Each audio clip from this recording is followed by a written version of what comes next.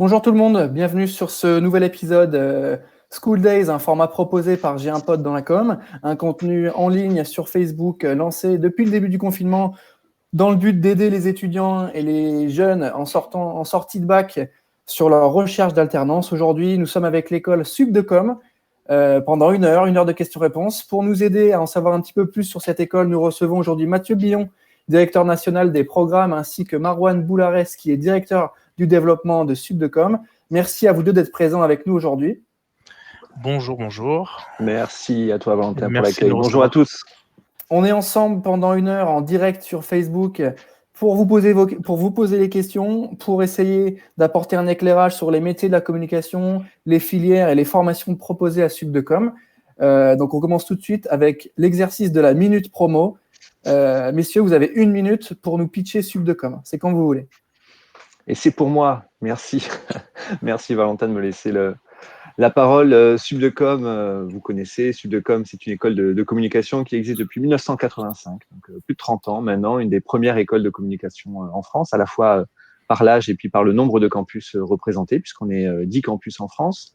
Subdecom, c'est un BTS, c'est un programme bachelor et puis c'est un master professionnel dans les métiers de la communication. On en parlera un peu plus en détail ensuite, c'est une école qui est sur 10 campus. 10 campus, ça veut dire la proximité, ça veut dire être proche de son territoire et ça veut dire être proche de ses étudiants et de ses apprenants. Et ça, c'est vraiment la force de Subdecom. Et puis, la mission de Subdecom, c'est former, accompagner les futurs experts, les futurs managers de la communication, parce que c'est notre promesse, avec une relation privilégiée avec le marché de l'emploi, les entreprises, les parties prenantes et effectivement les associations professionnelles qui maillent le territoire de la communication. Voilà, Subdecom, c'est aussi 4 grandes valeurs et on en parlera en conclusion tout à l'heure. La première, c'est celle de l'engagement, ensuite celle de l'audace, de l'innovation et puis de la diversité. Voilà, Subdecom en 1 minute. Merci Mathieu pour cette minute promo qui a été bien réalisée. Je commence tout de suite avec ma première question qui est celle de l'ADN de l'école. Qu'est-ce qui va finalement faire la spécificité de Subdecom? On sait qu'en termes d'école de communication, il en existe plusieurs. Aujourd'hui, l'idée, c'est de faire le focus sur Subdecom. Est-ce que vous pouvez nous préciser quelle serait la singularité de l'école? Alors, je vais répondre. Déjà, Subdecom, donc, on va former des experts donc, de la communication, comme l'a dit Mathieu. L'idée de Subdecom, c'est d'emmener déjà les jeunes vers le diplôme de Bac+5, donc le master professionnel, avec un éventail de compétences très très large pour pouvoir tout simplement intégrer après le monde professionnel avec un maximum de compétences. Et on sait très bien que le monde de la communication évolue continuellement et c'est important pour nous de former des jeunes qui vont intégrer le marché du travail avec toute cette palette à disposition. On forme à différents métiers. Et je dirais, si je parle de 3 grandes catégories, c'est les métiers de la création, du web ou encore de l'événementiel, tout en englobant ça avec une stratégie de communication qui est très importante pour nous. Ok, est-ce que Mathieu, tu as quelque chose à rajouter sur la singularité et les valeurs peut-être inhérentes à l'école? Oui, alors pour ajouter sur ce que disait Marwan, c'est effectivement que nos titres sont le reflet de cette stratégie, parce que moi je pilote la partie pédagogique, donc ramener tout ça à des titres et qu'effectivement on a un bachelor qui s'appelle responsable de la communication, donc même si on donne l'éventail de plein de métiers, on englobe tout ça sous les métiers de la responsabilité. Et puis notre master professionnel est celui de manager de la communication. Et là, effectivement, on est plutôt sur les fonctions d'abord de responsable, puis de direction de la communication. C'est ce vers quoi on s'oriente, avec des étudiants et des apprenants qui ont la tête bien faite. C'est en tous les cas notre objectif, à travers les 4 valeurs qui sont propres à Subdecom, comme je le disais tout à l'heure, l'innovation, la capacité à être différent, et à créer de la valeur, l'audace, être audacieux, c'est aussi de l'ambition et la capacité de faire des choses différentes, faire des pas de côté. L'engagement associatif, l'engagement dans la vie de son école, l'engagement dans la vie de sa cité, ce sont des choses qui sont très très importantes pour nous. Et puis la diversité des parcours, des programmes. Subdecom permet aux étudiants de se révéler malgré les territoires et les formations desquelles ils pourraient venir. Et voilà, et ça, c'est notre vraie promesse. Ok, très bien. Donc ça, c'est vraiment les engagements que l'école prend auprès de ses étudiants. On va pouvoir y revenir pendant cette heure de live et développer un petit peu plus. Pour ceux qui prennent des notes, parce qu'on sait que beaucoup de gens aiment bien noter pendant ces School Days, est-ce que vous avez des chiffres clés et des informations chiffrées à nous donner pour présenter un petit peu plus en détail l'école? Mathieu l'a dit tout à l'heure. Déjà, c'est 35 ans d'expérience. Donc, c'est important de le dire et ça permet d'avoir, on va dire, une qualité pédagogique, mais aussi avoir un réseau de professionnels qui sont des partenaires aujourd'hui et qui vont être, on le verra peut-être plus tard, mais des solutions aussi pour décrocher des stages et de l'alternance. Subdecom, c'est 10 campus par rapport à notre décision et notre choix d'être présent sur l'ensemble du territoire. C'est aussi 1300 étudiants apprenants. C'est des taux de réussite aussi qui avoisinent les 100%. Donc actuellement, on a 95% de taux de réussite. Et c'est un réseau d'alumni, très important aussi comme on va dire point fort de la formation. On a 7000 alumni à ce jour. D'accord. Est-ce que vous pouvez me préciser la liste des villes pour ceux qui nous suivent? Quel type de ville? Je pense qu'on a Paris, évidemment, mais qu'est-ce qu'on a d'autre? En effet, Paris, oui, ville très importante pour la communication. On a Amiens, on a Bordeaux et Mathieu est aussi le directeur du campus de Bordeaux. On a Brest, on est présent aussi à Dakar, à Grenoble, Lyon, Montpellier, Nice et Nantes. D'accord, donc on fait le tour de...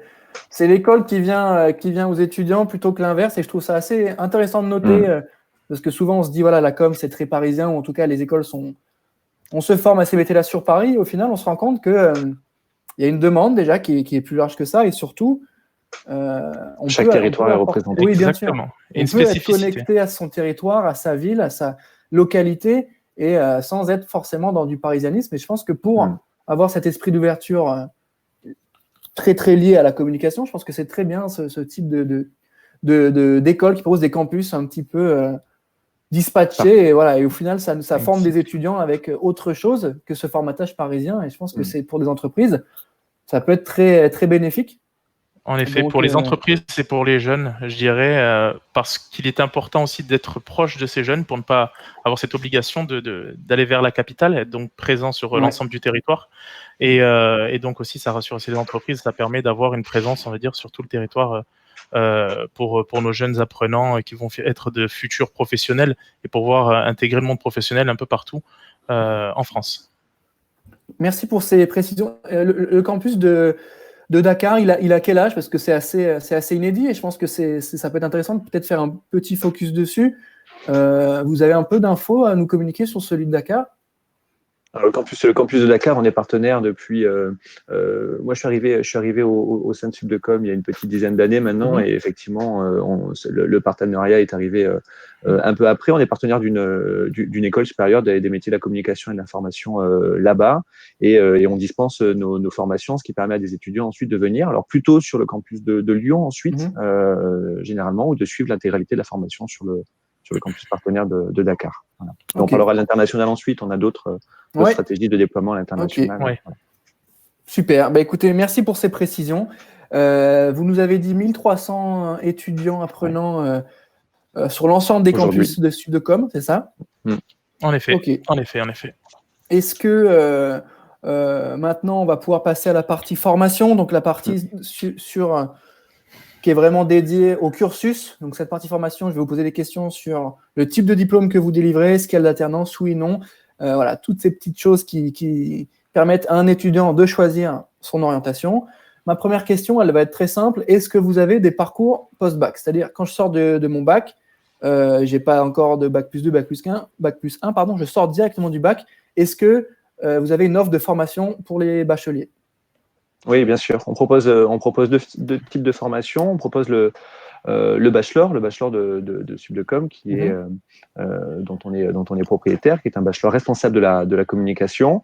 On le propose sur tous les campus qu'on a cités tout à l'heure avec toi et avec Marouane. Et sur certains des campus en France, on propose aussi le BTS Com, qui est un référentiel, qui n'est pas un titre dont on est propriétaire, mais qui est un référentiel national, assez rassurant pour les parents ou les étudiants qui veulent faire le choix peut-être parfois de formations plus courtes. Mais effectivement, quand on est en post-bac, on a cette possibilité-là de choisir soit un programme en 3 ans, le bachelor, soit un programme en 2 ans, le BTS Com, et puis ensuite la poursuite d'études, mais là accessible après la validation d'un niveau bac plus 3 sur le master professionnel, et là qui nous amène jusqu'au titre 7, puisque c'est le degré de reconnaissance académique, Voilà, aujourd'hui. Donc, en post-bac, aujourd'hui, tu es étudiante ou étudiante et tu vas passer ton bac cette année, eh bien, tu as la possibilité de nous rejoindre en BTS Com ou en bachelor communication sur les différents campus cités tout à l'heure. D'accord. Donc, on sort du bac, on peut avoir accès à un diplôme bac+2 qui est le BTS, qui a une sorte de validation, en tout cas de réglementation nationale, et un bachelor, donc en 3 ans. Oui, exactement. Ok, très clair. Est-ce qu'on a une année de spécialisation sur le bachelor ou c'est 3 grandes années classiques et on prend après en master? Comment ça marche? En fait, on a un tronc commun qui est assez classique, puisque c'est la promesse de notre diplôme. Et effectivement, on spécialise aussi à travers des parcours spécialisés nos étudiants à travers soit le métier du digital, les métiers de l'événementiel ou les métiers de la créa. Et ça, dès la 2e année. Donc, on part du principe qu'en première année, on est vraiment sur les fondamentaux à la fois de la communication et puis de la vie de l'entreprise, sur les fondamentaux de la communication. Et puis qu'en 2e année, puis en 3e année, on fait le choix de la spécialisation parce que, en fait, on commence très rapidement à avoir une période professionnalisante dans nos formations. Et en l'occurrence, soit à travers les stages, si on fait l'initial, soit à travers l'alternance qui est disponible dès la 2e année sur la plupart de nos campus. Et effectivement, l'alternance permet ensuite de mettre le pied plus régulièrement dans l'entreprise. Et donc, les entreprises peuvent demander de plus en plus de spécialisation à nos étudiants puisqu'ils vont avoir des besoins très, très pragmatiques et opérationnels sur la créa, sur l'événementiel ou effectivement sur du digital. Ok, alternance, gros sujet aujourd'hui en sortant du Covid notamment, parce que les entreprises vont avoir ces sujets-là sur la table et l'État, je ne sais pas si vous avez pris le temps de regarder, mais l'État est en train de faire des sujets de financement sur l'alternance. Et ça, je pense que pour une école, c'est un vrai sujet. On va y revenir juste après. Mon autre question, elle est logiquement, après le Bac+3, quel est le type de cursus que vous proposez? Est-ce que ça s'appelle des MBA, des masters? Qu'est-ce qu'on fait après un Bac+3 chez vous? Après un Bac+3 chez nous, on fait un niveau donc titre 7, niveau Bac+5 qui s'appelle le master professionnel. C'est le titre qu'on lui a donné à Subdecom qui permet donc d'aller plus loin dans l'approfondissement de à la fois de nos spécialisations, mais aussi de notre capacité à manager, à piloter une équipe, puisque la promesse de Subdecom, c'est de pouvoir former à travers un certain nombre de spécialisations des managers de la communication. Et par manager, on parle aussi donc de pilotage de budget, de pilotage financier, de pilotage RH, de pilotage marketing. Et donc, pour vocation, alors sans se voiler la face et sans dire qu'on forme des directeurs de la communication, mais avec l'objectif, après 5 ans, après quelques années, et après avoir mis beaucoup de professionnalisation dans son parcours, la possibilité de piloter une équipe et accompagner son développement au sein d'une entreprise. Voilà. Et non pas, comme le font très bien certains de nos confrères que vous avez déjà interviewés dans ce format-là, on ne forme pas des spécialistes. Voilà, on va former plutôt des managers de la communication qui ont donné une teinte spécialisante dans leur parcours parce que c'est une affinité ou parce que c'est une demande de l'entreprise dans laquelle ils font leur scolarité.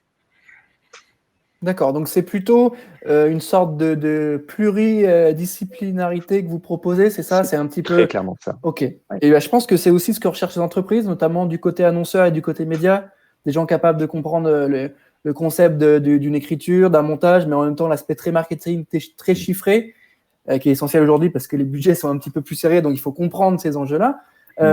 Quelles sont les spécificités que vous proposez? C'est-à-dire, c'est des spécialisations c'est des modules, c'est comment ça marche en fait? Est-ce que c'est quoi? C'est des spécialités design, digit? Comment ça marche?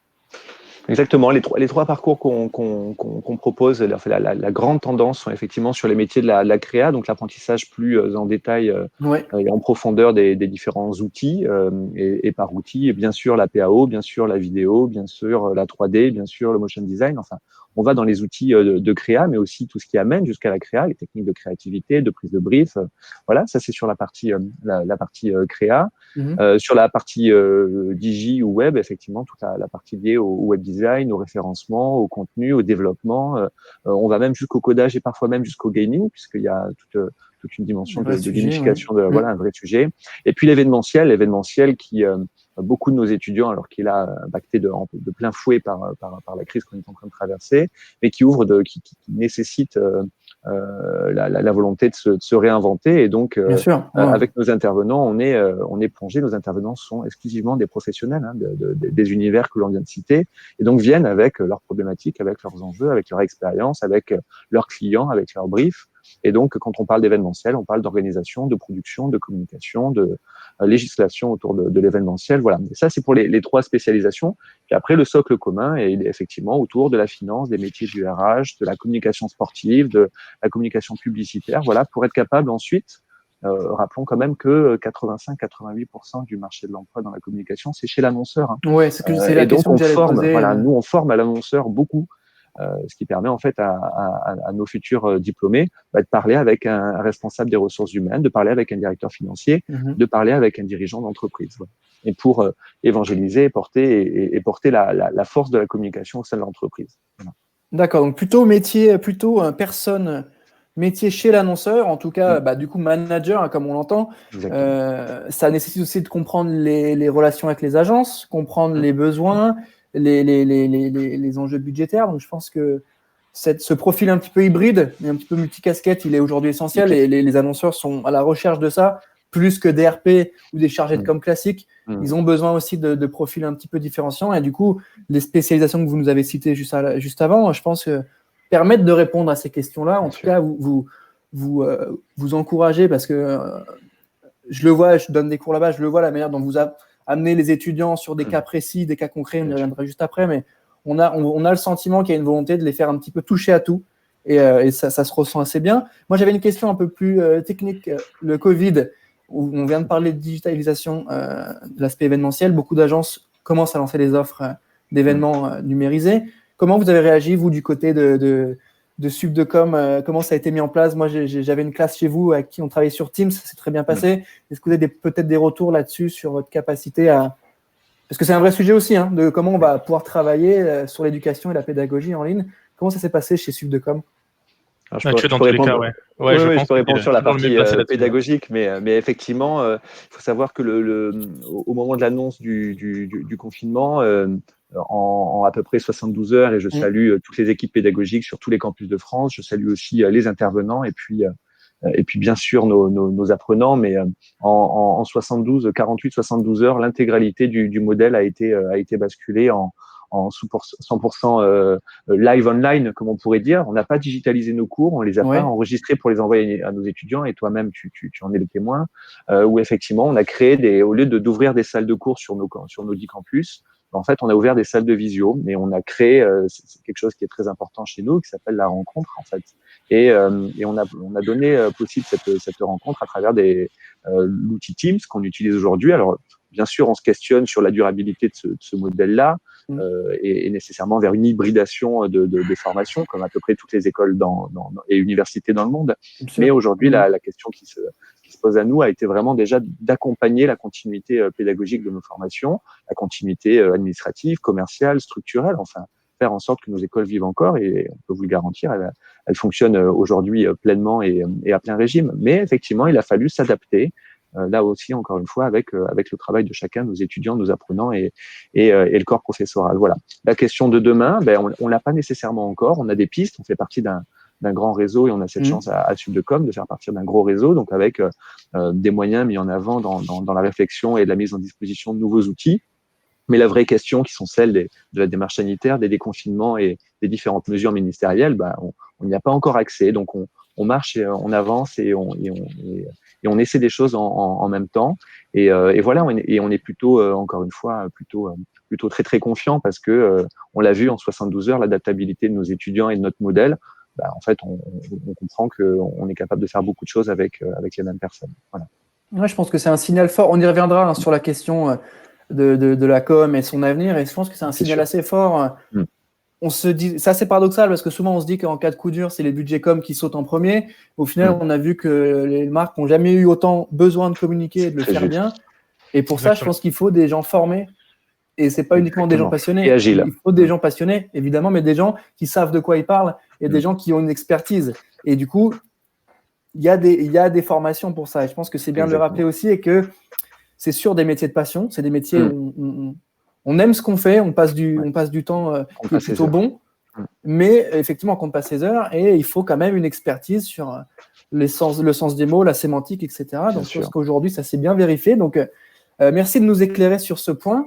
En termes de métiers préparés, parce qu'on a parlé beaucoup des métiers de l'annonceur, est-ce que vous pourriez peut-être me faire une liste assez global, des métiers auxquels vous préparez chez Subdecom. Peut-être, vu que vous avez parlé du design, du digital, de la strat de com, quel est le type de métier auquel on pourrait espérer accéder en sortant de chez vous, en fait? Déjà, c'est important de dire que nos jeunes ont une expérience professionnelle tout au long du cursus. C'est-à-dire que ou un stage ou une alternance, et à savoir qu'au sein de nos formations, on peut débuter l'alternance sur certains campus déjà dès la 2e année. Ouais. Et ça permet d'avoir une réelle expertise, une expérience qui permet de déboucher rapidement vers un emploi. Les métiers de la communication sont très larges, on a plus de 100 métiers dans la communication, donc faire une liste exhaustive va être très compliqué, mais ça passe par responsable de communication, chargé de projet dans les différents secteurs qu'on a cités tout à l'heure. On a les social media managers, les blogueurs, les influenceurs. On a aussi pas mal d'entrepreneurs qui créent leur propre structure. On n'en a pas parlé tout à l'heure, mais je pense que c'est important de les mettre en avant parce que justement, notre diplôme donc de Bac+5 nous permet d'avoir aussi une vision globale de la structure et incite aussi les jeunes à pouvoir créer leur structure propre. Voilà, je dirais que c'est un grand ensemble de métiers qui pourraient être touchés donc grâce à nos formations et à l'expertise, l'expérience que les jeunes vont avoir au sein de Subdecom. Ok, très bien. Donc des métiers assez complets, assez larges. Tu nous as parlé très rapidement de l'alternance. Ça va être ma question suivante. À quel rythme, comment elle marche, en fait, l'alternance chez vous? C'est 3 semaines, 1 semaine? À partir de quand on peut en faire? Est-ce que vous pouvez nous préciser tout ça? Bien sûr. Déjà, il y a 2 types de contrats possibles. Contrat de professionnalisation, déjà, donc, qui était le contrat de base, et donc depuis peu, donc l'apprentissage qui reprend, on va dire, de la vitesse. Ces 2 contrats sont possibles au sein de notre structure.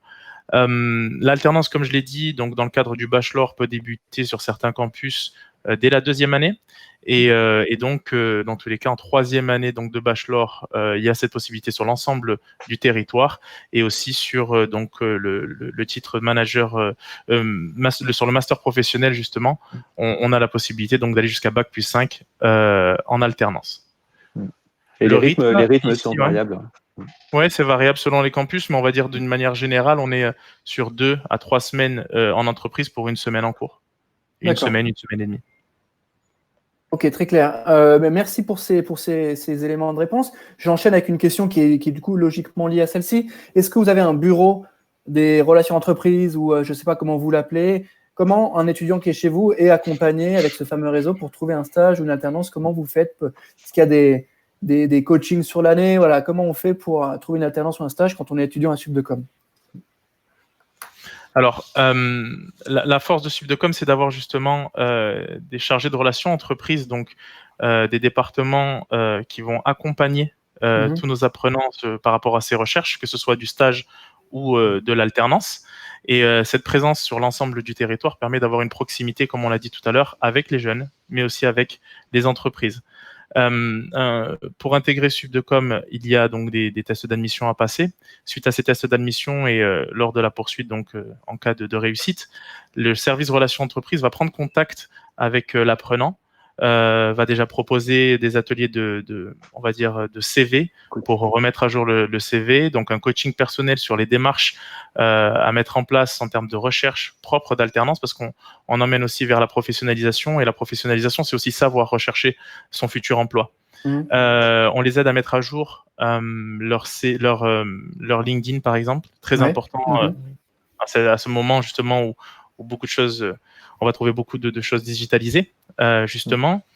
Le réseau d'entreprises que l'on va avoir va permettre aussi de proposer aux apprenants des forums de l'alternance, notamment sur l'ensemble des campus, forum du stage aussi. On met en place des books CV, donc on va récupérer des CV des futurs alternants, et on va le diffuser au DRH et aux patrons d'entreprises partenaires. Et on va aussi avoir des sessions de speedwork, une entreprise qui a besoin de recruter, une short list d'étudiants souhaitant donc rechercher une alternance, et une rencontre en direct avec ces professionnels. Donc voilà un petit peu ce que l'on propose au sein de Subdecom. Et ça, on peut le dire ouvertement, c'est sur l'ensemble du territoire où on va avoir ce même accompagnement, et c'est très important de le dire.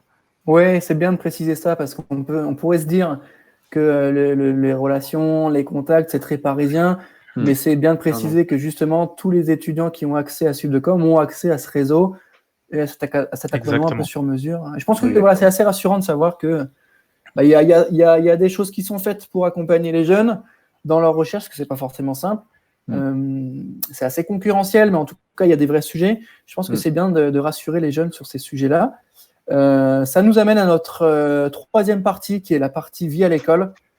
Une partie durant laquelle on va pouvoir creuser un petit peu ce qui se passe à Subdecom, le BDE, les types de cours proposés, donc voilà, ces choses assez concrètes et pragmatiques qu'on a envie de découvrir un petit peu plus. Je commence avec ma première question, qui est peut-être une question un petit peu bateau, mais qui fait sens aujourd'hui. En tout cas, ça mérite d'être posé. Qu'est-ce que vous diriez à quelqu'un qui aujourd'hui vous dit la com est un secteur bouché? Eh bien, je lui dirais qu'il a tort. Je lui dirais qu'il a tort. Enfin, nécessairement, mais comme beaucoup de secteurs d'activité pour lesquels on nourrit un fantasme et sur lesquels on n'a pas forcément de contact, de cooptation possible, de réseau. Voilà, bien sûr, comme tout. Enfin, si demain je vous dis que je vais être footballeur professionnel, je vais dire mais c'est impossible. Bien sûr, c'est impossible. Mais force de travail, de mise en relation, de contact, et puis de mise en avant de ses compétences et voilà, on arrive toujours. Et effectivement, nous aujourd'hui, une grande majorité de nos étudiants sont, comme le disait Marouane tout à l'heure, les statistiques sont à peu près les mêmes sur l'employabilité. Nos étudiants, 85-90% sont employés très rapidement après leur diplomation, et donc on n'a pas du tout à rougir. Les chiffres sont avec nous, et bien sûr, on est très très fiers de voir que l'employabilité est là. C'est bien sûr complexe de trouver un stage, c'est bien sûr complexe de trouver un apprentissage, mais c'est ni compliqué ni impossible. Et on y arrive complètement. On a mis en place un baromètre des métiers sur lequel on s'appuie tous les ans, dont on est en train de revoir la formule, et sur lequel on s'appuie sur un comité d'experts pour le refondre. Mais en fait, on se rend compte que les métiers de la communication, surtout ceux vers lesquels nous on estime qui sont les métiers à l'annonceur, TPE, PME et plus grandes entreprises, donc des services communication dans des entreprises, sont des métiers qui recrutent énormément. Enfin, et Marouane peut-être pourra en témoigner différemment sur les différents campus, mais moi, tous les jours aujourd'hui, en tant que directeur de campus ou même directeur national des programmes, je reçois des offres aujourd'hui de stages, d'alternance un peu partout en France. Donc, ce sont des métiers qui recrutent, et voilà. Donc, à la réponse, bien sûr, c'est un secteur bouché, comme tout nouveau métier pour lequel on nourrit des fantasmes et sur lesquels on n'a pas trop de contact, bien sûr. Mais nous, on apporte une partie de ce réseau de contact, on apporte du coaching, de l'accompagnement, et puis on accompagne nos étudiants à se révéler et puis à aller peut-être dépasser ses limites, dépasser ses croyances, dépasser ses difficultés pour se dire, en fait, ça me paraissait bouché, mais c'est complètement accessible. Voilà. Exactement. Et Mathieu, je vais compléter juste une petite chose. L'importance de Subdecom aujourd'hui, c'est se dire qu'un jeune peut intégrer notre école et aller jusqu'à 4 années d'expérience en entreprise. Et ça, c'est une réelle différence, parce que se dire que le marché est bouché, il va être difficile à intégrer si je n'ai pas d'expérience derrière. Simplement, un diplôme ne va pas me permettre d'intégrer facilement le marché. Par contre, lorsque je vais pouvoir justifier de 4 années d'expérience en entreprise durant mon cursus, aujourd'hui, je sais que par rapport au marché de l'emploi, je vais être, en tout cas, sollicité. Bien sûr, bien sûr. Oui, puis imaginons une entreprise qui a eu... sur l'aspect expérience, mais Mathieu, tu as commencé par le bon mot, en tout cas celui qui fait sens à mes yeux, c'est tu as parlé de travail.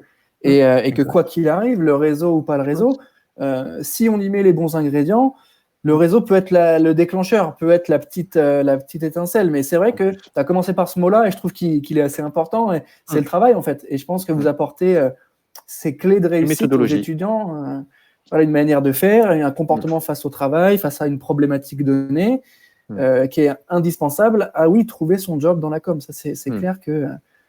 Est-ce que tu voulais rajouter quelque chose ou Oui, pas, je voulais simplement. Non, t'inquiète pas. Je voulais simplement ajouter que moi j'avais un exemple à Bordeaux qui était assez amusant. Enfin, déjà, faut dire qu'une entreprise qui a misé pendant 2 ans, 3 ans, 4 ans dans un collaborateur en apprentissage.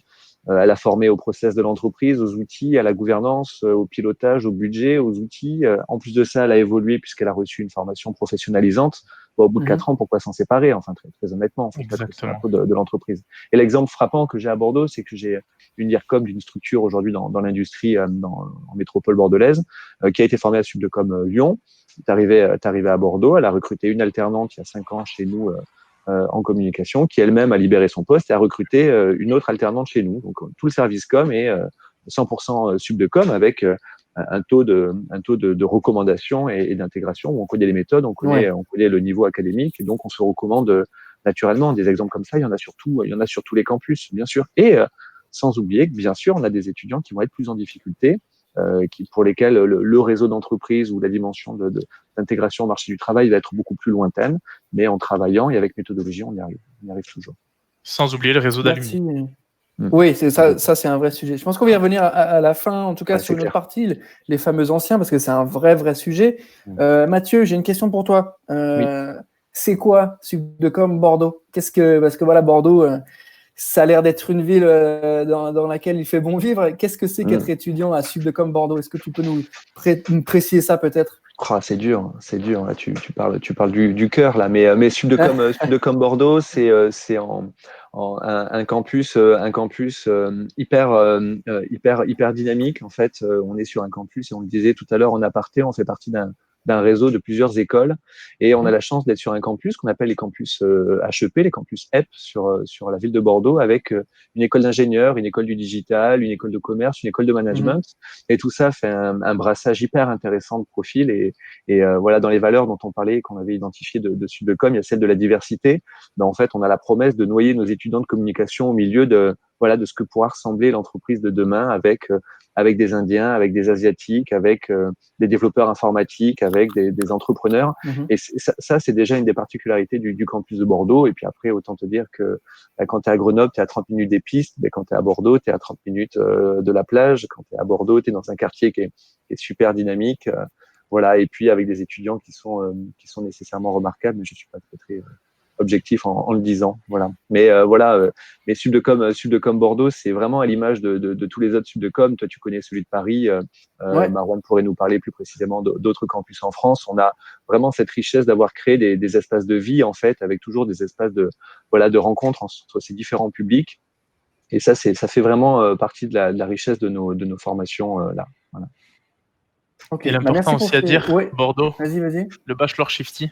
C'est un très bon exemple de représentativité du territoire et de montrer que Subdecom s'adapte à son territoire. Mais je pense que Mathieu, encore une fois, là, tu seras le plus légitime. Oui, on a identifié à Bordeaux. Il faut savoir que Bordeaux, il y a plusieurs dizaines de milliers de pratiquants du skate. Il y a une vraie communauté de skateurs à Bordeaux qui est reconnue, installée. Voilà, c'est une ville de la glisse. C'est pas nécessairement que du surf, mais bien sûr du skate. Et on a la chance parmi nos intervenants, comme toi, d'avoir des professionnels qui sont passionnés dans un univers et qui viennent témoigner, partager leur expérience. Et puis, on en a un qui s'appelle Arnaud de Dieu, qui effectivement est, au-delà d'être passionné de skate et de communication, on a fait son métier à travers le skate urbanisme ou d'autres univers. Et en fait, il s'est rendu compte... C'est pas vous qui avez fait un sujet avec le skate et le lien avec la com? Exactement. Oui, j'avais vu passer. J'étais pas sûr que ce soit vous. Je voulais pas dire de bêtises. Oui, c'est vrai que j'ai vu. Vous pouvez me préciser? En fait, Arnaud a lancé cette structure-là qui s'appelle Shifty, qui a une figure assez emblématique du skate. Et Arnaud s'est dit, en fait, moi, je suis passionné de skate depuis tout petit. Il y a un côté un peu parfois déscolarisé, un peu mis à part, un peu de cette communauté-là. Et puis, en fait, lui, il se rend compte que toutes les belles expériences qu'il a eues, et puis il en a eu des belles, il a bossé chez Dailymotion, il a bossé pour Nike, il a eu de très, très belles expériences parisiennes, internationales et bordelaises. Et il a dit, mais en fait, moi, les raisons pour lesquelles j'ai été recruté, au-delà de mes compétences, c'est parce que j'étais passionné de skate et que j'avais développé une créativité particulière. Et donc, on s'est dit, mais en fait, Arnaud, il faut que nous, cette communauté alors encore une fois, parfois marginalisée, déscolarisée ou peut-être en recherche d'orientation, qui se disent, moi, ma passion et mon médium, c'est le skate. Comment on peut se les approprier, les accompagner à la réussite à travers un diplôme qu'on connaît, qui est celui de la communication. Donc, pour eux, on a refondu un programme qui rappelle le socle de la communication, mais vers lesquels on les amène au métier du digital, de l'événementiel, de la créa.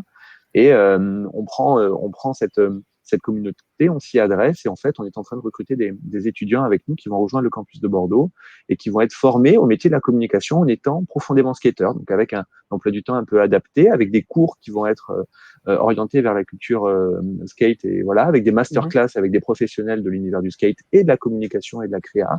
Et voilà, et on vient lier, et je pense que là, on en a un reflet très spécifique qui est dans l'univers du skate, mais qu'on soit passionné de musique, de danse, d'engagement associatif, d'humanitaire, de peu importe, on peut venir avec cette passion à Subdecom et se l'approprier à travers nos formations.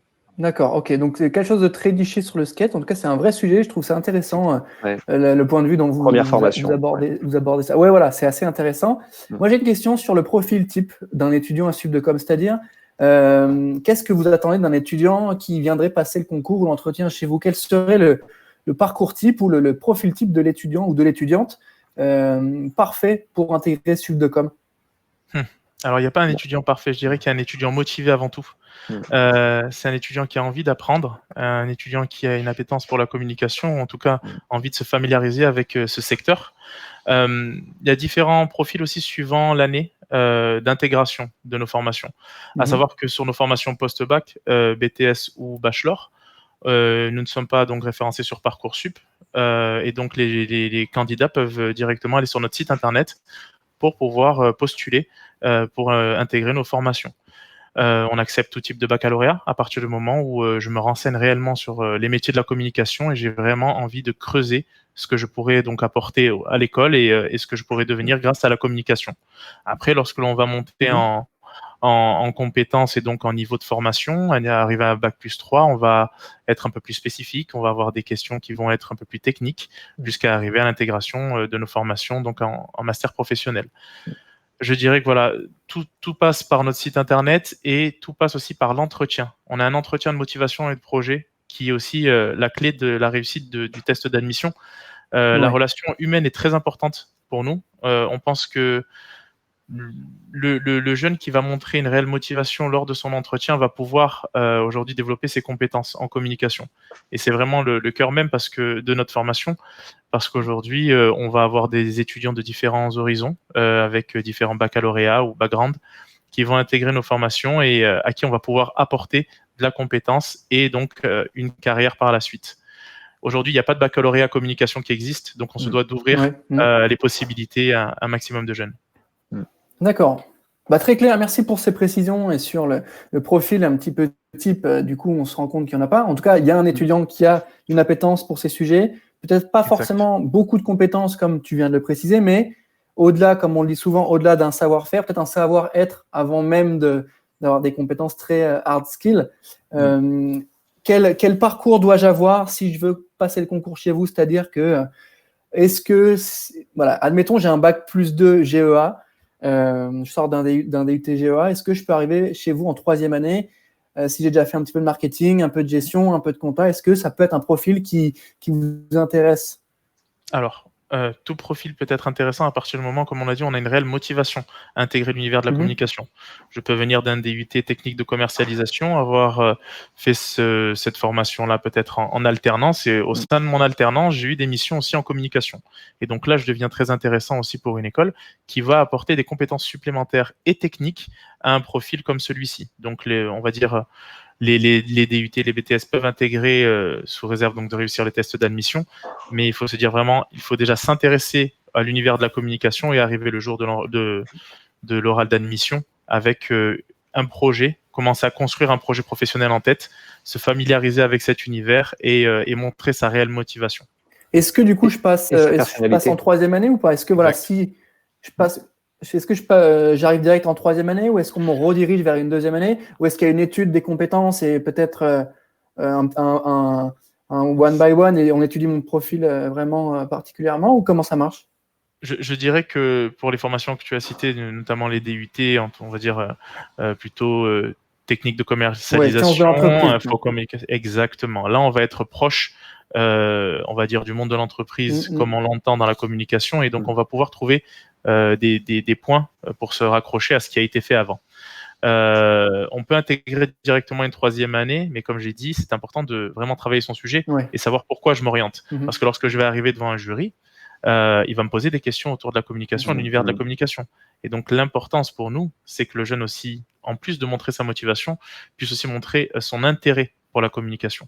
Si on arrive à rassembler ces deux choses et qu'on valide aussi le diplôme de Bac+2, on peut intégrer potentiellement un sup de com en 3e année directement. D'accord. Oui, puis ces cours, cette maîtrise du management, de la gestion, du marketing, c'est des cours que vous proposez aussi. Exactement. Donc, c'est pas très éloigné, vu que vous êtes sur des types de profils manager de la communication. C'est des cours que vous rassemblez, encore une fois, dans cette quête de pluridisciplinarité. Donc, je pense que oui, comme tu l'as dit, ça peut matcher en fonction du projet, en fonction de la volonté de l'étudiant, c'est bien de le rappeler. Ça se verra au moment de l'entretien. Maintenant, pour s'intéresser un petit peu aux différents types de cours, on vient d'en parler, quel projet inédit les étudiants de Subdecom ont pu mener, ou quel est le type de cours qu'ils ont? Est-ce que c'est des amphis, des TD, les deux, des intervenants extérieurs, des profs? Comment ça marche en fait, être étudiant à Subdecom? À quel type de projet et de cours on accède en fait? En fait, il y a une philosophie qui est très importante chez nous, qui est alors un anglicisme, mais qu'on appelle le learning by doing. C'est apprendre en faisant. C'est quelque chose qui est fondamental dans notre pédagogie. Et effectivement, même s'il y a la nécessité, alors peut-être tôt dans la scolarité, dans la formation de nos étudiants, de revoir les fondamentaux, d'avoir des éléments peut-être théoriques assez descendants, mais quand même très rapidement, dès la 2e année, surtout en 3e année, puis plus on gravit les échelons, et plus effectivement on professionnalise notre formation, on est beaucoup plus sur la transmission et puis sur la mise en pratique. Voilà, donc ce sont des professionnels qui viennent témoigner, accompagner, coacher, former. Un socle théorique toujours, mais beaucoup de mise en pratique. Donc le learning by doing, ça c'est fondamental dans notre pédagogie. Et ensuite, on vient saupoudrer nos années avec des temps forts, alors propres aux différentes promotions. Je peux en citer plein parce que chaque promo en a, mais il y en a un qui est fondamental et qui arrive toutes les années de notre scolarité, qui sont chez nous, les OpenCom. Une des forces de notre école, c'est d'être présent sur 10 campus, et donc la possibilité de mobiliser. Lorsqu'on mobilise une promotion chez nous, c'est tout de suite 200, 300, 400 étudiants, parce que en France, tout le monde est ensemble au même moment, avec des calendriers qui, sur ces temps forts, sont mutualisés. Et donc, on a des étudiants à travers les OpenCom, par exemple, qui vont travailler tous ensemble au même moment. Les OpenCom, c'est un challenge national où on a un annonceur qui vient présenter une problématique de communication, et puis qui dit à ses étudiants, à nos étudiants de Subdecom, j'ai une problématique, aidez-moi à y répondre, en mode de compétition. Donc, on fait des groupes de 4-5 un peu partout en France, dispatchés. Les campus sont, on va dire, en compétition déjà entre eux, et puis sont en compétition avec tous les autres campus de France pour un peu répondre à un marché, un appel d'offres d'une entreprise sur un cas réel. Voilà. Et ça, c'est super, parce que c'est la mise en pratique, parce que c'est la confrontation directe avec un futur employeur, avec un futur client. Et ça, c'est vraiment, vraiment très, très riche, et ça fait partie des temps forts de notre scolarité. Puis il y en a plein d'autres. Celui-là, on va dire, peut durer entre 3 jours et 1 semaine. Donc, on est vraiment très, très immergé. Et puis, il va y avoir des choses beaucoup plus événementielles. Une journée, par exemple, comme les 10 heures de la créa, où l'étudiant arrive sur son campus le matin, il récupère un sujet, on lui dit, ce soir à 18 heures, tu nous présentes voilà, une boule qui se dévisse, et c'est tout ce qu'on te donne. Voilà. Et donc, est-ce que tu en fais un produit cosmétique? Est-ce que tu en fais une Pokéball? Est-ce que tu en fais quelque chose à manger? Peu importe, mais voilà, on t'a donné un contenant, et puis on t'a demandé 10 heures après de nous présenter ton pitch en 1 minute sur voilà mon projet, voilà son prix, voilà son positionnement. Voilà. Il va en avoir plein d'autres. La communication de crise, où on est capable, sur différents campus, je pense à Grenoble et Montpellier, par exemple, à travers la nuit des charrettes, par exemple, lancer un sujet le soir à 18 heures, et puis demander à nos étudiants le lendemain à 8 heures de pitcher sur ce projet, et ils passent la nuit intégrale. Alors, ça, encore une fois, c'est pas très innovant, et nos confrères le font tous, mais on le fait à notre image, avec cette dimension de campus et de réseau, et notre Oui, puis le fait de ne pas le faire, je pense que voilà. ça serait fait de pas le faire, ça serait ne pas donner aux étudiants les clés, parce que on a vu, notamment pendant le Covid, on a été amené à bosser plus tard que 19 heures, on a été amené à bosser sur des idées et sortir des formats assez rapidement. Donc, le fait de le faire, oui, effectivement, beaucoup le font aussi. Mais je pense que le fait de pas le faire pourrait ne pas donner aux étudiants toutes les clés. Je pense que c'est bien de préciser qu'il y a des formats comme ça. Ça met les étudiants en condition, et je pense que c'est essentiel. Et puis il y a des de choses garder aussi ces... sur le temps encore beaucoup plus long, si tu me permets d'ajouter ce point-là, Valentin, c'est que on a Ouais. aussi la possibilité à nos étudiants de constituer de vraies micro-agences, comme des agences de communication, à travers plusieurs dispositifs. Le premier auquel je pense, c'est en troisième année, où on leur propose d'aller chercher des vrais annonceurs tout le long de l'année et de constituer avec eux un cahier des charges, de répondre à une problématique, mais vraiment sur leur tissu économique local. Donc ça leur permet de faire leur réseau, on en parlait tout à l'heure, d'aller chercher des annonceurs, d'aller chercher des imprimeurs, des prestataires, des partenaires. Et ça, c'est une vraie, c'est la vraie vie, quoi. Et puis je pense aussi aux juniors. On a des juniors sur tous nos campus, ou les juniors qu'on a appelés les juniors Bicom, qui sont nos juniors agences de communication sur nos campus, et où nos Ouais. étudiants sont là mis en pratique. On est toujours dans cette dynamique de learning by doing, où tout le long de l'année, ou tout le long de leur scolarité, donc parfois 2 ans, 3 ans, 5 ans, nos étudiants sont engagés dans la vie de cette junior et vont répondre en étant financés, en étant remerciés aussi académiquement à travers des crédits, dans leur engagement dans la vie dans cette association de cette junior, et dans le développement des problématiques d'annonceurs avec lesquels ils bossent. Donc voilà, tu vois, et puis des exemples, il y en a plein, et n'hésitez pas à questionner nos campus pour savoir qu'est-ce qu'on met en place. Mais voilà, la mise en pratique, le learning by doing est quelque chose vraiment de fondamental chez nous, et c'est ce qu'il faut garder à l'esprit. Et je dirais que c'est la clé aussi parce que Mathieu, c'est le résultat aussi de l'intégration auprès de nos jeunes dans les structures qui vont être déjà adaptées à ce type de format. Lorsque je vais entrer dans une agence et que j'ai déjà vécu toutes ces expériences-là au sein de Subdecom, je vais pouvoir aussi être capable de monter un projet exactement. Et d'être d'entrée, ce sera une satisfaction pour les entreprises, et aussi, c'est pour ça qu'on a aussi de très bons résultats de placement aussi de nos jeunes en alternance. Ok, donc merci pour ces points assez éloquents sur la manière de gérer la théorie et la pratique à l'école. Je pense que c'était bien de le préciser, parce que maintenant on en sait un petit peu plus et on voit l'intérieur, on voit l'école un petit peu de manière différente, et je pense que c'est utile pour ceux qui nous suivent aujourd'hui. En tout cas, pour choisir son école, il faut savoir ce qu'on y fait, savoir quelle est sa vision, au-delà des plaquettes. Hein. Et je pense que voilà, toutes ces informations et ces détails sur lesquels on s'est penché nous permettent d'en savoir un petit peu plus. Est-ce que vous pourriez me répondre sur les questions un peu plus chiffrées maintenant de salaire ou de CDI à la sortie? La première qui me vient en tête, c'est quel est le taux de placement des étudiants en sortie de Bac plus 5? Est-ce qu'ils trouvent un job au bout de 6 mois, 12 mois? Est-ce que vous avez des infos un petit peu là-dessus? Alors, Mathieu en parlait assez rapidement. Je dirais que déjà pour certains étudiants, ils décident donc d'intégrer le monde professionnel suite à un bachelor. On est à peu près à 80% de placement sur 6 mois. Après, sur les sorties, donc à niveau master professionnel, on est à 95% sur l'année. Donc, c'est réellement dire que aujourd'hui, on est capable d'apporter de la compétence professionnelle à nos jeunes et une capacité d'intégration du monde professionnel. Et à côté de ça, comme on l'a dit aussi tout à l'heure, c'est aussi des entrepreneurs que l'on forme, donc qui viennent compléter un petit peu ce chiffre. Ok, très clair. Est-ce que peut-être une grille de salaire, ou en tout cas une fourchette pour ceux qui aimeraient savoir combien gagne un manager de la communication? Alors qui déjà, sort de Subdecom, justement. Oui. Alors déjà, il faut se dire une chose, c'est que le territoire est totalement différent suivant quelle région, à quelle région j'appartiens et autres. Le salaire en région parisienne ne va pas être le même sur l'ensemble du territoire. Donc c'est assez compliqué de dire un salaire, on va dire de base, mais il faut se dire que on va donner une fourchette entre 30 et 35 000 à la sortie d'un bac plus 5 avec l'expérience professionnelle, l'alternance. Bien sûr. À Paris, et sinon par an dans les zones Île-de-France. Ça dépend où on se trouve, c'est ce qu'on disait tout à l'heure. Mais c'est bien, merci de préciser ce point, parce que c'est vrai que c'est pas les mêmes grilles de salaire, et c'est bien de le préciser. Les attentes ne sont pas les mêmes non plus en fonction du poste et de la marque dans laquelle tu es, etc. Donc, c'est des éléments sur lesquels il ne faut pas faire l'impasse, et c'est bien de les mettre en lumière. Donc, merci à toi.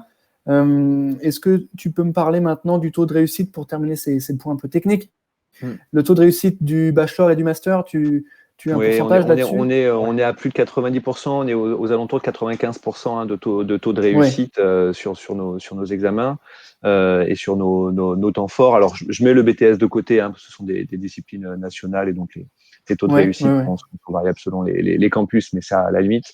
Mais sinon, sur notre titre 6 et titre 7, donc niveau bac plus 3 et niveau bac plus 5, voilà, on est aux alentours de 95% de réussite aux examens. Voilà. À travers, en fait, qu'est-ce qui conditionne, parce que c'est ça la vraie question, comment je peux me planter, hein, puisque ça peut arriver, c'est qu'il y a malgré tout 2-3 temps forts dans l'année qui sont très très importants et très très forts en termes de coefficients.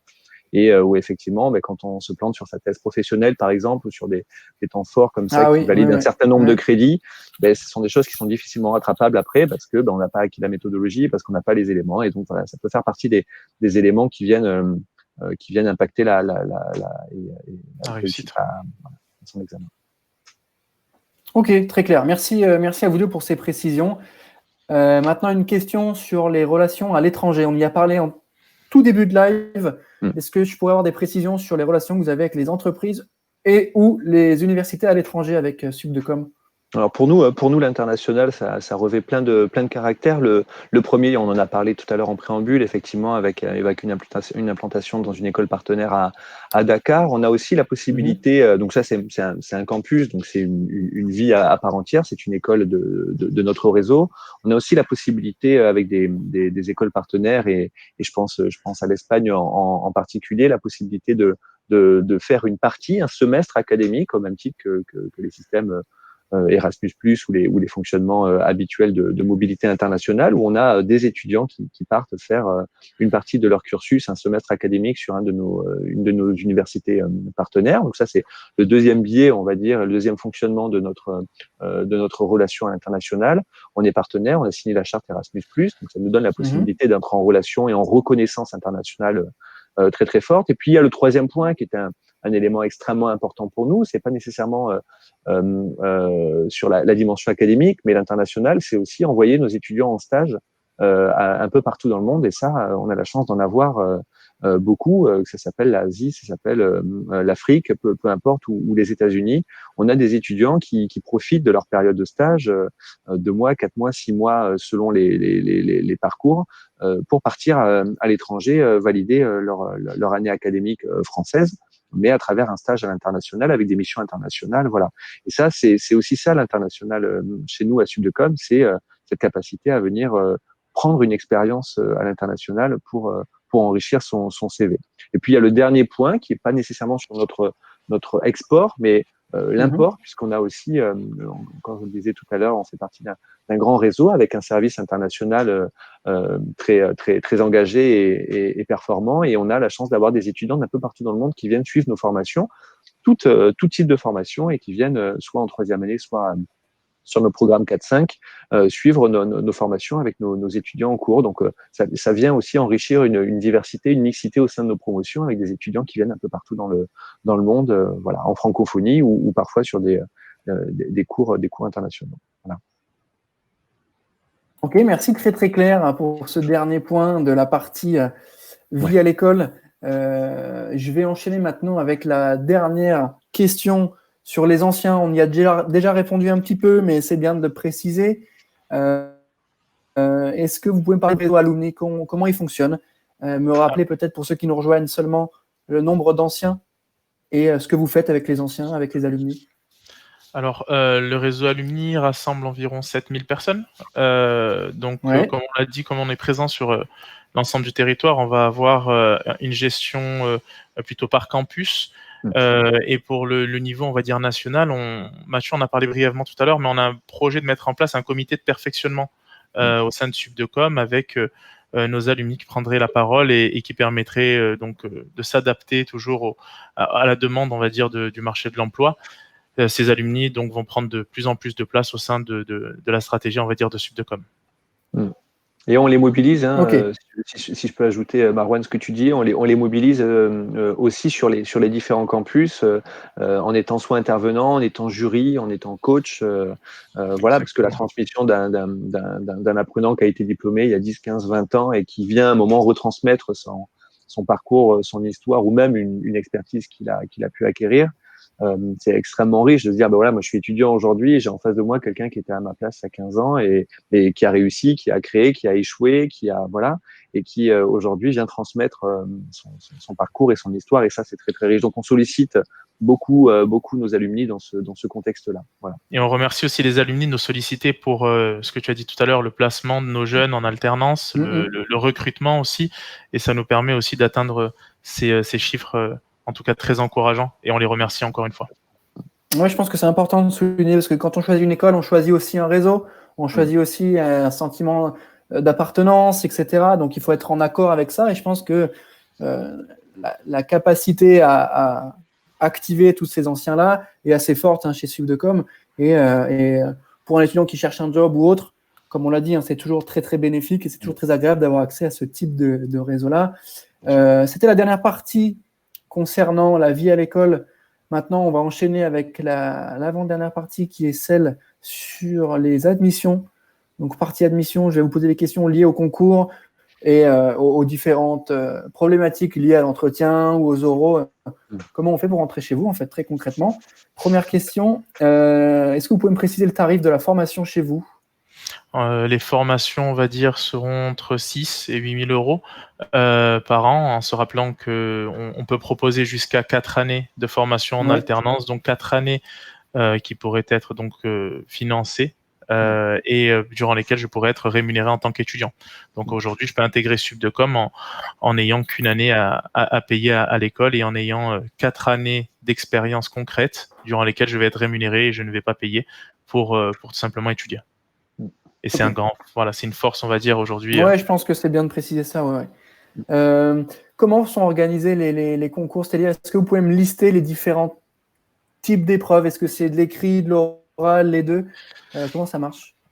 Alors, il y a deux parties. Une partie d'écrit en ligne avec différentes questions suivant le niveau de formation que je souhaite intégrer. On va dire des questions, on va dire plus de niveau baccalauréat, donc sur des matières plus de niveau bac, terminal, comme des réécritures, des compréhensions de texte, compréhension de publicité ou autre. Et après, donc, si je souhaite intégrer en troisième année ou en master professionnel, je vais avoir des questions beaucoup plus techniques avec des orientations plus communication ou même gestion d'entreprise, suivant le niveau de formation. La deuxième partie, donc ça c'était la partie écrit en ligne. Il y a une deuxième partie qui va être autour de l'oral d'admission. On en a parlé tout à l'heure. Cet oral compte pour 50% de l'admission.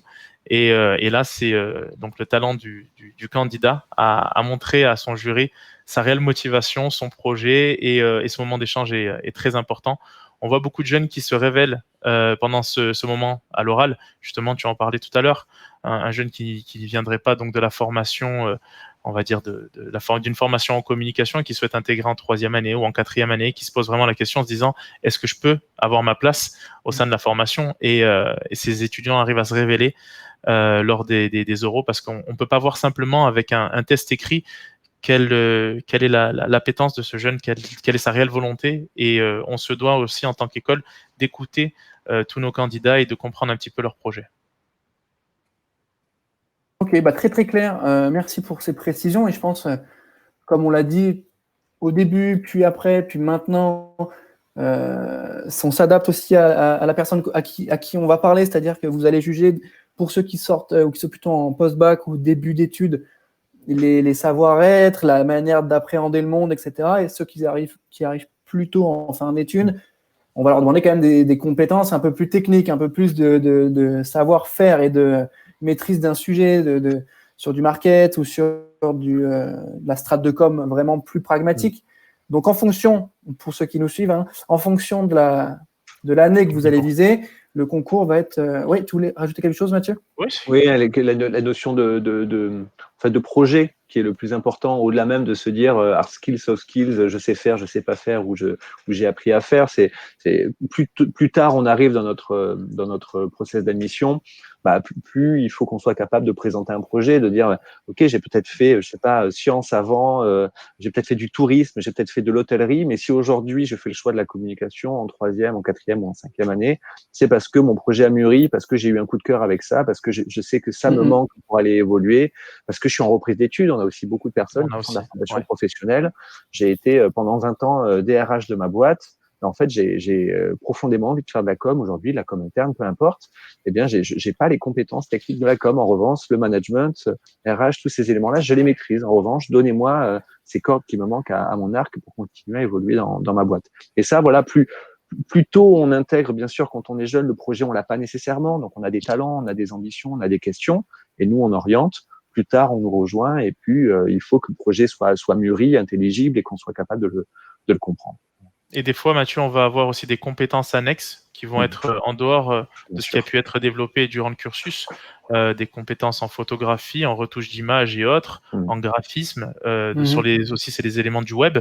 Et ça va être des compétences, on va dire, propres aux étudiants qui ont réussi à développer en dehors de leur scolarité et qui arrivent au sein de Subdecom avec aussi des compétences techniques. Et ça, vous allez regarder ça au moment d'entretien, vous allez apprécier ça aussi au moment de juger un dossier, un candidat. On va avoir des étudiants qui vont venir avec, excuse-moi Mathieu, mais avec un portfolio par exemple. Oui, c'est ça. C'est ce que j'ai demandé. Est-ce que des entretiens, on en fait passer tout le temps. Avec ça. Exactement. C'est très important de montrer aussi sa motivation à travers des projets personnels. Sur les soft skills aussi, l'ouverture d'esprit, l'humanitaire, Mathieu en a parlé aussi. C'est des choses aussi auxquelles on est sensible.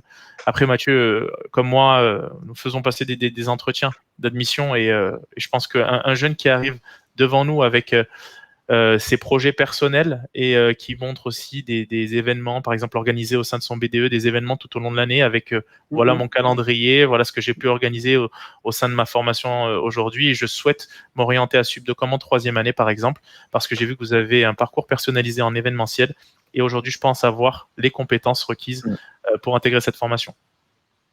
C'est clair. Ok, très clair sur ces éléments d'admission. J'imagine que vous avez un petit peu réajusté vos process de recrutement avec le fameux Covid.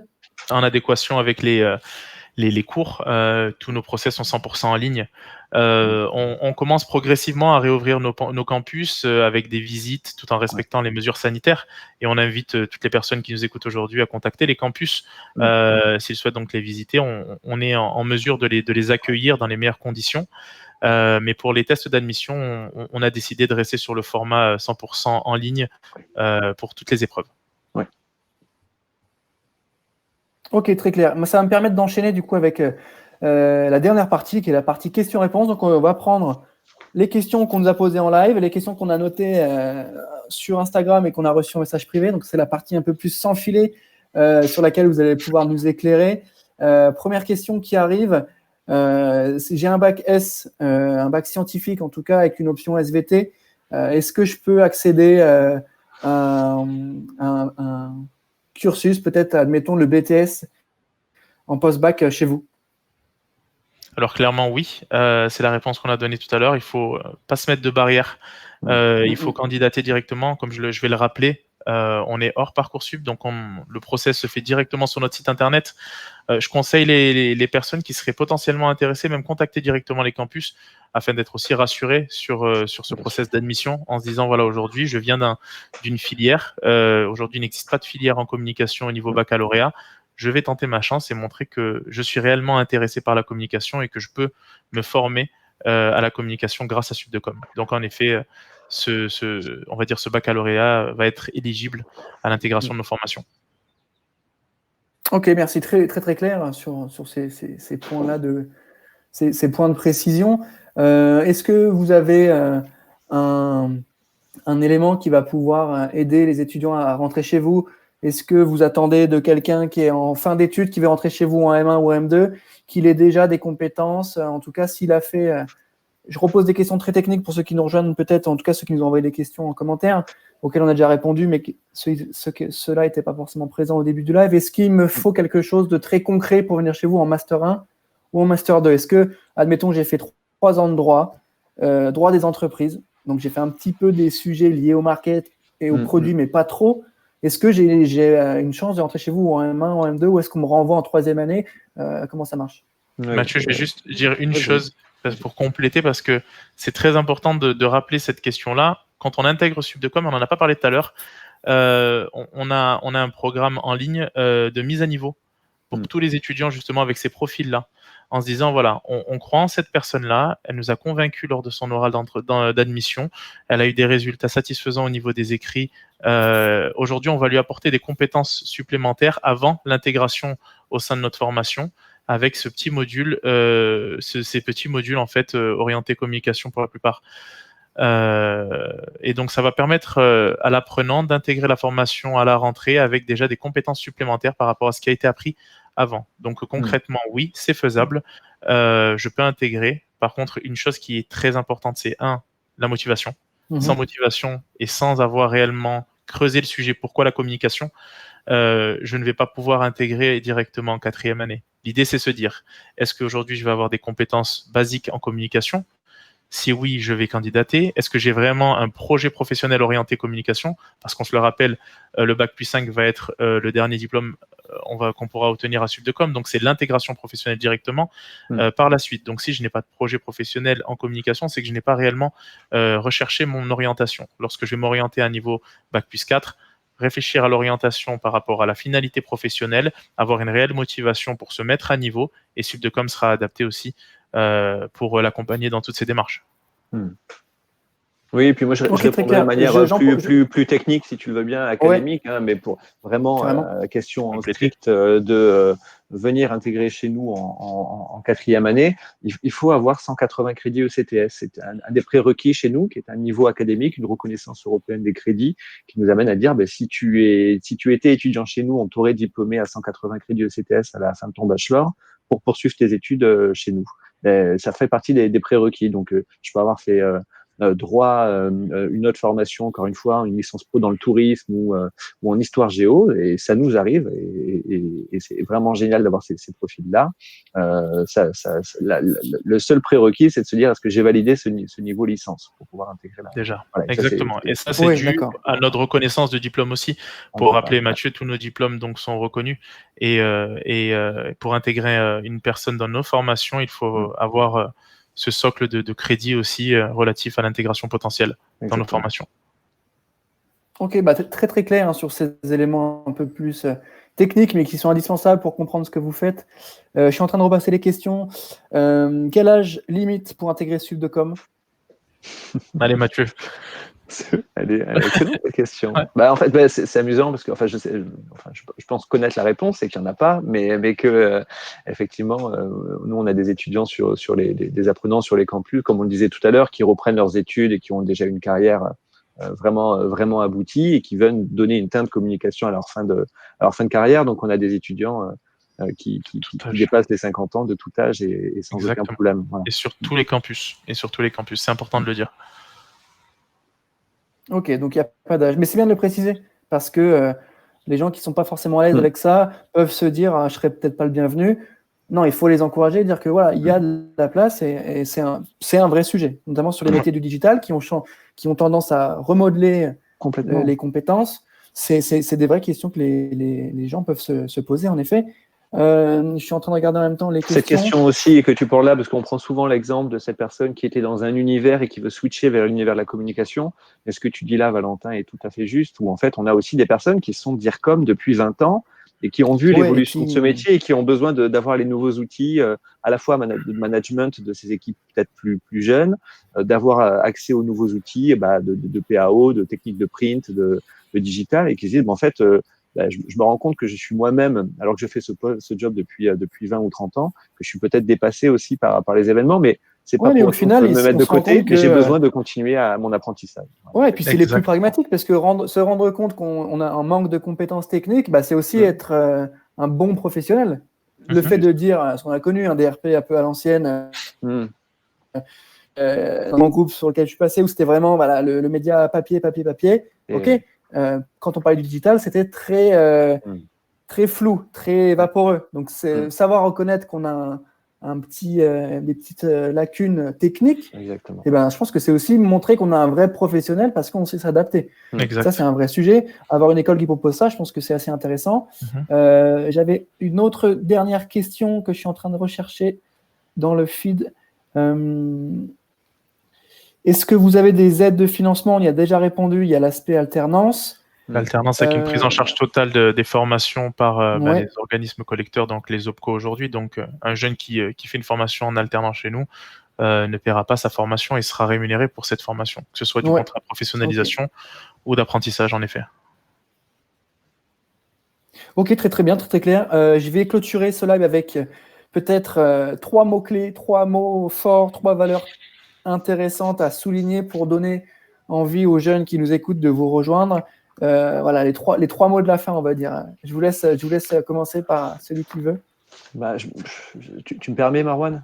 Vas-y, Mathieu. Pour moi, les trois mots qui viennent définir Subdecom, le premier qui me vient, c'est la notion d'expérience. On est une école, voilà, on existe depuis 35 ans, mais l'expérience a aussi cette autre histoire, c'est de dire qu'on donne du professionnalisme à nos étudiants, on donne du temps en entreprise, donc on leur donne de l'expérience et on la transmet à travers nos formateurs professionnels. Le premier mot pour moi, c'est celui-là, c'est celui de l'expérience. Le deuxième, qui est pas à hiérarchiser, mais qui est quelque chose d'extrêmement important pour tout notre groupe, mais pour Subdecom en particulier, c'est la notion de valeur.